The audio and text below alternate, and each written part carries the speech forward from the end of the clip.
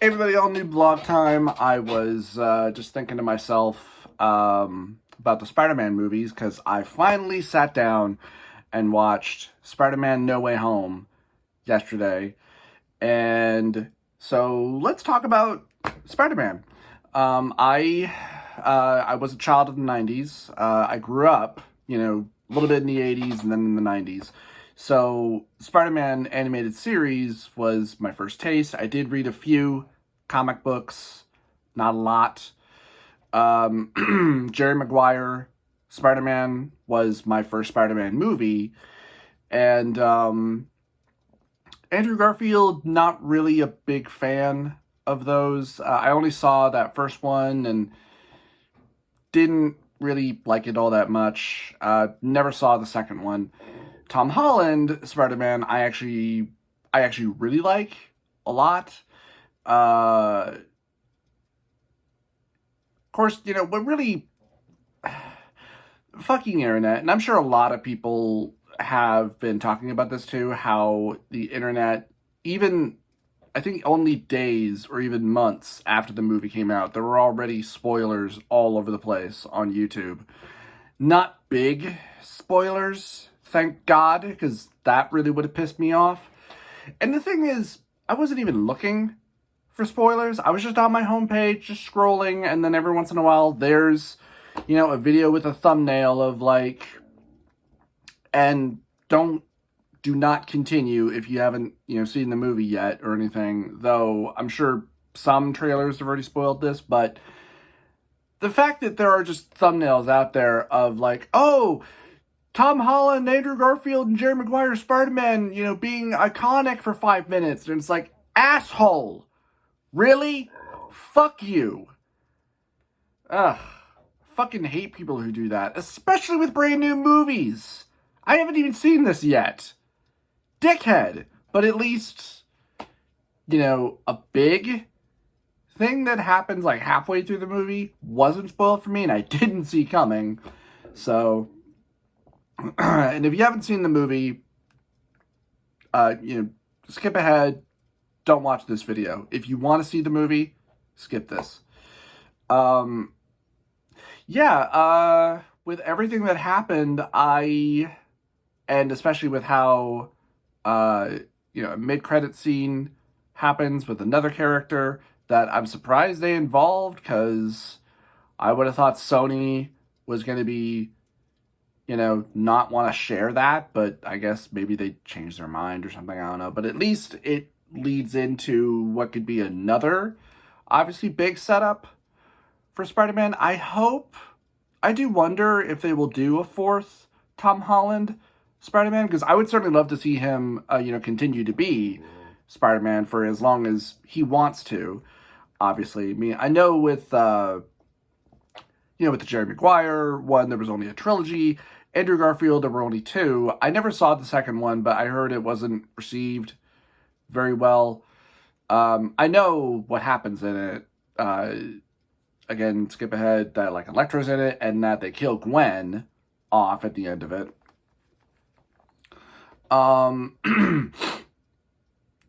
But yeah, this was a lot of fun. It was a bit of a hard sit. I'm not sure if it's... So whenever I watch a new movie that I'm really excited about, I mean, maybe it's my anxiety or whatnot, but I get kind of uncomfortable where, I start sweating profusely and it's kind of hard for me to sit still and whatnot. It's probably, anxiety when it's like, why? But I guess it's just how the brain works. Sometimes like, oh, hey, you're really excited for this? Fuck you! Let's make you incredibly uncomfortable right now for absolutely no real reason. Fuck you!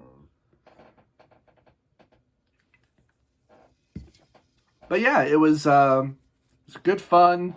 It was interesting that they brought in, and I mean, I kind of knew that, obviously from the trailer, the Dr. Octopus is in it, and then Green Goblin, but I didn't know Sandman, Electro, and even the Lizard were going to be in this. Practically the Sinister Six. Though I don't know if Lizard is normally a part of the Sinister Six. Um, I do wonder if they'll bring Mysterio back later on. If if this film series continues, again, I would love to see it continue. I would love to see them bring in new or other villains for Spider-Man to fight. I, I mean, I really do wonder where it's gonna go, considering everything that's happened to this version of Spider-Man, because this is kind of the worst thing that's ever happened to him, where he has no family now. Nobody knows. Nobody knows who Peter Parker is now. In his universe, nobody knows who he is at all. So that'll certainly be a new, fresh start. And somebody who I follow at TikTok actually pointed this out, which was something I didn't, realize. Obviously, because I don't think too deeply on these things, but part of part of the inspiration for this does come from one of the worst received Spider-Man stories, and that was One More Day. And yeah, just obviously a new kind of twist on it, where instead of selling his marriage, he to get Aunt May back. Instead, he makes the world forget who Peter Parker is, so that reality doesn't get destroyed. So it's a pretty big sacrifice. I was actually expecting, when he went and found Mary Jane at the end, to explain everything to her and reignite their friendship and their relationship. I was so expecting that when he was going to go in there and try and talk to her and everything, that in that time that she and Ned had gotten together, or that she was at least dating, someone else, or something like that, just to be like extra heartbreaking. But I mean, I was expecting it to go that direction. I'm glad that it didn't. So yeah, I'm very curious as to where this will go. I hope they continue this. I do, because I mean, I like Tom Holland. I like this interpretation of Spider-Man, where yeah, he's a kid. He's still in school. You know. Yeah. So yeah, that's pretty much it. Just me rambling about Spider-Man. Oh, also, like, if you're wondering why I didn't, and I have been thinking about rewatching the Andrew Garfield one. Because there were a lot of points where I just skipped around. I do remember, I think I rented it and I did sit down and watched it, but I fast forward through a few moments that are just way too embarrassing or just hard for me to watch. Like anytime he's sitting down at dinner to, with Gwen's family, particularly, Dennis Leary, cop dad, and everything. Excuse me. Ugh, it's early in the morning. Early for me, anyway. And my sleep schedule is still so fucked up. But I mean, a main reason why I was not on board at all with Andrew Garfield's Spider-Man. Well, one, they were redoing the origin again. And for another, I really didn't like how it was being advertised. Now maybe that's on the fault of the media. But I don't like the idea of Spider-Man, being on the cover of a model type magazine with his mask off, his hair all done up, and it's like, I'm Spider-Man. It's like, no, that's not fucking Spider-Man. He's not a supermodel.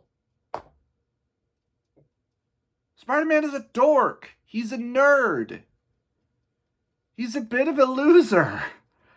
I'm sorry to say. He is. He's a nerd. and at least, the Tobey Maguire, and the Tom Holland ones, I think, captured that very well. I also really didn't like that he was a skateboarder, in the Andrew Garfield. Oh, he's cool, too. Like, no, he's not. He's not cool. I mean, he's super smart. And as Spider-Man, he's cool.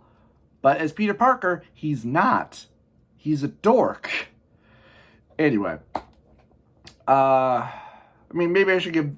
I don't know. Maybe I should give the movie... the Andrew Garfield one a second chance. Actually, I'd like to turn this over to the comments, if any that I'll get. What's your preferred Spider-Man? I grew up with the 90s cartoon. 90s cartoon was great. I wish they would release, like a full, complete series of it, if there's one available at all. Jerry Maguire's Spider-Man parts have, not really aged very well. I did not like the third one. I hated the third one. I didn't like how they did Venom. Even though I understand Venom was kind of shoved in by the studio, it was just supposed to be Sandman and Green Goblin Jr. But studio wanted to do Venom.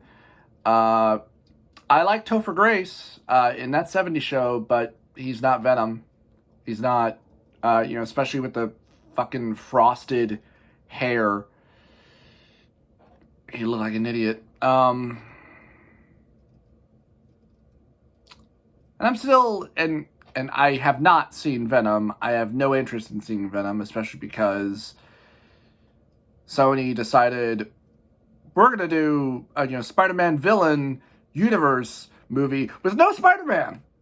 And it's like, so you basically, so you fucked up Venom then, because there can be no Venom without Spider-Man. That's his fucking origin.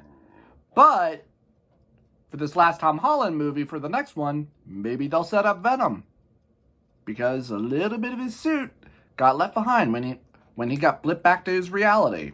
So that should be cool. Would love to see what they're going to do with that.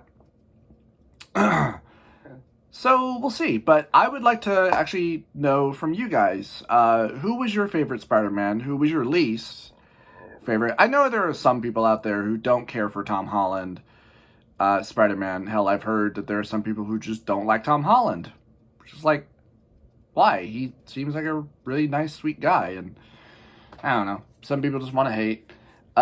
Anyway, let me know what you guys think. Do you prefer the cartoon series, the comics? Do you prefer the movies? Which adaptation? And see you guys next time.